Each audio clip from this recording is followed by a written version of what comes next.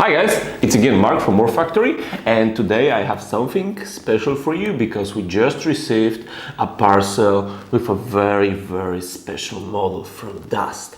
So there's so many channels already doing Dust in English and other languages about unboxing of new units and stuff like this, that I will probably switching more to strategy advices and stuff like this on my channel, and less just product showcase. But for this one I made an exception because it's Gregor The Defector, a special miniature for the 10th anniversary of Dust. So it's already 10 years. Come on guys, wow, we are getting so old. I've been playing this game for 10 years. Jesus Christ, very long. So Gregor the Defector is a big bad monkey. It's a limited release model that was made especially for this year Gen Con, and guys from the US could get it there or at their local shops. You can get it right now at warfactory.eu. We have a few models left because it was a special pre-order. So if you pre-order it, it's already on the way to you or will be shipped after this weekend.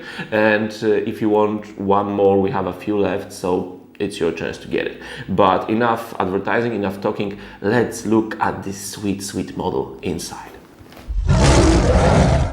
Okay, enough with the chit chat. Let's have a look inside the box. So as you can see, this is a new type of box. I haven't mentioned that in my videos here, but this is a new streamlined box we're gonna be seeing for the future releases for Dust, and it's a look a bit better on the shelf in my opinion. Now you can see here that it's gonna have both the Mercenary and the Blutkreuz cards inside. Probably this is the plan, this is what the box shows us, and that means we're gonna be able to field it in any army in the game, so either as a Mercenary or either as a Blutkreuz Axis faction hero. So let's remove the foil and let's get inside this box. So Gregor is basically probably based on Gregoire, the guy from the East that you probably know.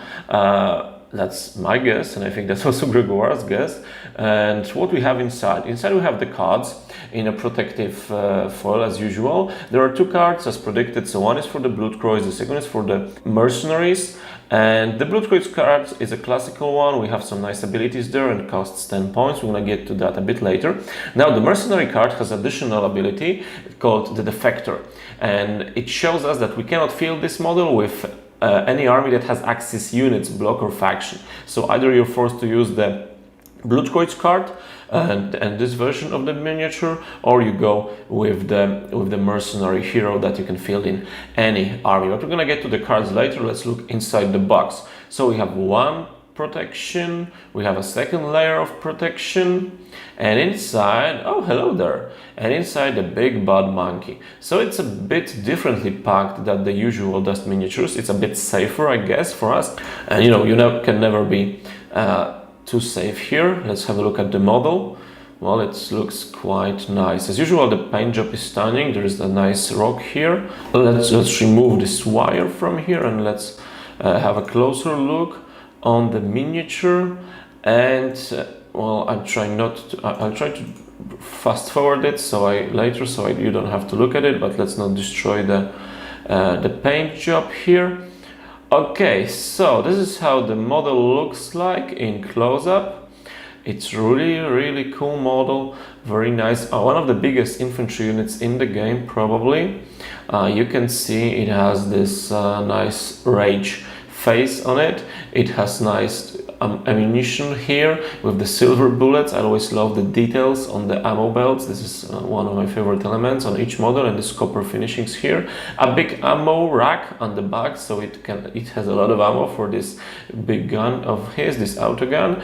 And what's a nice detail that he's placed on this rock here beneath him, that makes him stand out of the other Dust miniatures I have in premium. And the camo on this Armor 4 miniature is really cool. The gun seems pretty sturdy, but you need to be careful when you use it. Okay, let's have a look at the cards now. Okay, so if everything went good, you can see the Gregor card right here. So let's start with the Mercenary one. Both versions cost 10 points, so it's quite an investment for one hero. Let's see what he can do. He's damage resilient. That's good. He has armor 4. That's super good. Finally, someone can have an armor 4 unit without being a steel guard. And as you probably know, a lot of weapons cannot damage these, especially the small machine guns, which have a lot of dice against infantry. They cannot do anything against armor 4, so that's super good. He has this. He can make an autocannon salvo, but you need to reload afterwards. He's a Bloodcroyd traitor, as I mentioned. You cannot field him with any other Axis units because he's a traitor, so they want to kill him. And he's an expert with his autocannon. And he's a gorilla. So maybe in the future we're gonna have some more gorillas to join to him. Ooh, more armor gorillas. So as we know from 8043, Dust has a thing with gorillas in armor. So maybe we're gonna see some more of this. So the autocannon is, well, nothing super fancy. It's 4 dice against most infantry, 3 dice against armor 4. We got some nice statistics against light armor. It can even damage the 4 and 5 armor of the tanks, and it's pretty good against airplanes. So for 10 points you get a quite resilient miniature with 6 health, which can do pretty well against airplanes and can make some infantry hurt at long range when you use the salvo and maybe sustained attack. But, well, long range anti-infantry units, you never can have enough of this in Dust, so why not? And range 8 and this resilience make it look good. So if we look at the Bloodcroyd card, are there any changes? Basically, he only loses the Bloodcroyd traitor because it's his official version, so the first version before he escaped. Because if you don't know, the monkeys in the world of Dust, they have this plan, you know, to escape and break free from the German oppression because of the most intelligent experiments like Marcus or probably like Gregor. They know they want freedom and they want to escape. So maybe that's a prelude to what's going to happen in the future, that the monkeys break from the Axis bloc somehow and create their own state of somewhere in Africa, I don't know, but maybe. So this is the first traitor for that thing.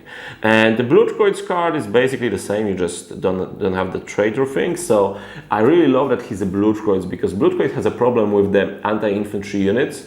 You have a lot of zombies, a lot of gorillas, you have the suicide zombies, they all fare very well against armor. But scores of infantry, marine dogs, these fare very good against zombies also. You have little way of countering them apart from Tropical Heinrich or maybe the Flam Votan, which has a very little range.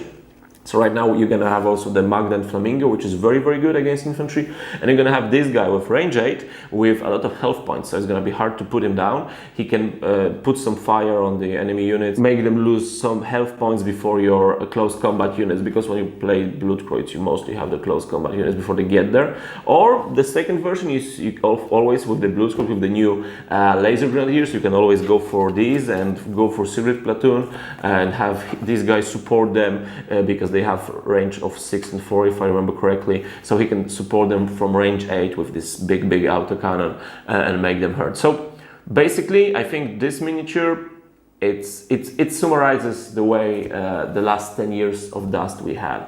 So it shows the great quality of miniatures we can have now in our game, and it shows the pulp that we still love about Dust, the pulp element of it, and it's a great miniature to celebrate the 10th anniversary. So that's all for today. I hope you liked Gregor as much as I did, and I'm gonna field him in some Bloodcroyd army maybe this weekend. We need to test him, and if you want, you can get it in our shop.